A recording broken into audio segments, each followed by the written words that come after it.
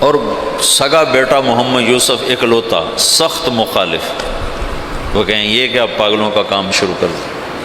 ان کا ذہن ذوق سارا تعلیمی تصنیفی، 21 سال کی عمر میں طحاوی کی شرح لکھی، جو حدیث کی مشکل ترین کتاب ہے طحاوی، اس کی شرح 21 برس کی عمر میں لکھی۔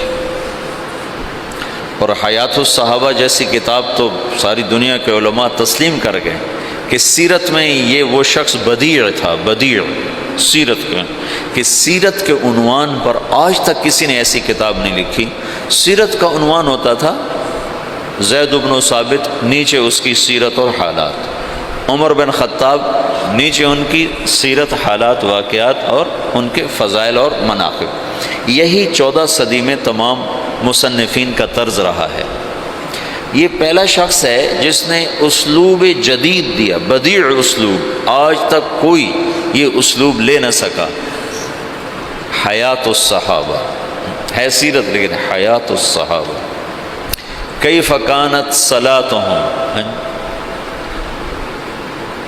کیف کان علمہم، کیف کان جہادہم، اس کے نیچے کئی صحابہ کے واقعات، یہ ایک کو عنوان بنا کے نہیں، عنوان صفت کا اور نیچے واقعات مختلف شخصیات کے، یہ پہلی دفعہ ہوا تصنیف و تالیف کی تاریخ میں۔ جسے اس کتاب نے اتنی قبولیت حاصل کی کہ دنیا کے ہر بڑے مکتبے میں حیات الصحابہ پڑھیت۔ تو ان کا تو ذہن تھا سارا تعلیمی اور تصنیفی، وہ کہیں یہ میرے ابا کو ہو کیا گیا، ان کو اللہ کی طرف سے الہام ہو چکا تھا۔ تو باپ بیٹے میں ٹکراؤ ہے، مولانا انعام صاحب رحمۃ اللہ علیہ، مولانا احتشام صاحب رحمۃ اللہ علیہ، یہ حضرت مولانا الیاس صاحب کے ساتھ مولانا الیاس صاحب رحمۃ اللہ، مولانا سعید احمد خان صاحب، یہ ساتھی ہم نوا، اور بیٹا محمد یوسف سخت مخالف۔ میاں جی بدر الدین رحمۃ اللہ علیہ تھے، میں ان سے ملا تھا نظام الدین میں، 82-83 میں گیا تھا۔ مجھ سے کہنے لگے کہ ہمیں مولانا الیاس صاحب بھیجتے کہ جاؤ یوسف کو کارگزاری سناؤ، شاید اس کا کوئی دل نرم پڑے۔ تو جب ہم جاتے تو اپنے لکھنے پڑھنے میں لگے ہوتے تھے، تو ہمیں دیکھتے ہی کہتے مجھے پتہ چل گیا ہے تمہیں بوڑھے نے بھیجا ہے کہ جاؤ اس کو کارگزاریاں سناؤ، بھاگ جاؤ، میرے پاس کوئی وقت نہیں تمہاری فضولیات سننے کے لیے۔ کہ ہمیں بھگا دیتا تھا مولوی یوسف، کہتا تھا مجھے پتہ ہے تمہیں بڈھے نے بھیجا ہے کہ جاؤ اسے کہانیاں سناؤ، میں نہیں آتا تمہاری کہانیوں میں۔ بیٹے مخالف تھے۔ تو 1944 میں جب مولانا الیاس صاحب کا انتقال ہونے لگا ہے تو انہوں نے مولوی یوسف صاحب کو بلا کر کہا بیٹا آجا مل لے، میں جا رہا۔ وہ جو سینے سے لگایا اس میں نسبت اللہ نے منتقل فرما دی۔ اور مولانا یوسف صاحب نے فرمایا اپنے باپ کے مرنے سے ایک دن پہلے مجھے تبلیغ پہ 100 اعتراض تھے، 100 اعتراض۔ باپ کے مرنے کے بعد اللہ نے تبلیغ کا کام کھولا۔ مولانا الیاس صاحب تبلیغ کے کام کو اجمالی طور پر چھوڑ گئے تھے، مولانا یوسف صاحب نے اس کو کھولنا شروع کیا۔ دن میں 18 گھنٹے بولنے والا آدمی تھا،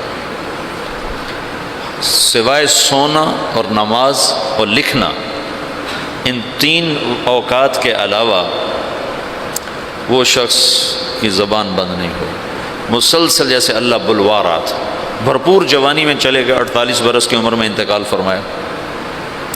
وہ 27 سال کی عمر میں امیر بنے، بالکل نوجوان بلکہ بچے۔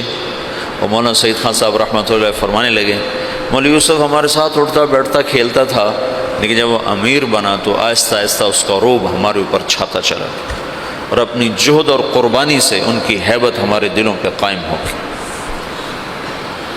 ایک دفعہ 3 گھنٹے بیان فرمائے اس حال میں کہ یہاں ایک پھوڑا تھا جس سے خون مسلسل رس رہا تھا، تو ایک آدمی پاس بیٹھا ہوا تھا، وہ یہاں رکھتا تھا کپڑا، جب وہ خون سے تر ہو جاتا تو وہ ہٹا لیتا، دوسرا رکھتا تھا، پھر وہ خون سے تر ہو جاتا، وہ ہٹا لیتا، پھر وہ تیسرا رکھتا تھا، اور وہ مسلسل بیان فرماتے رہے۔ باپ والی کیفیت منتقل ہو گئی کہ مولانا الیاس صاحب کے یہاں پھوڑا نکل آیا، پھوڑا، اب اس کو کٹ دینا تھا، کٹ دینے میں تکلیف ہونی تھی، تو مشورہ کر رہے تھے کہ اس کو کریں کیسے۔ تو مولانا الیاس صاحب کو پتہ چلا تو انہوں نے فرمایا ایسا کرو کچھ میواتی میرے آگے بٹھا دو، پھر جو مرضی مجھ سے کر لینا۔ تو انہیں کچھ میواتی آگے بٹھائے، مولانا الیاس صاحب نے بیان کرنا شروع کر دیا اور ہاتھ یوں کر دیا، تو انہیں سارے ہاتھ کو کھرچ کھرچ کے صاف کیا، لیکن ان کا ہاتھ ایسے بھی نہیں ہوا اور وہ یوں بھی نہیں ہوئے۔ اس قدر انہماک اور فنائیت اللہ نے عطا فرما دی باپ بیٹا کو کہ اللہ نے ایک چیز کو وجود دینا تھا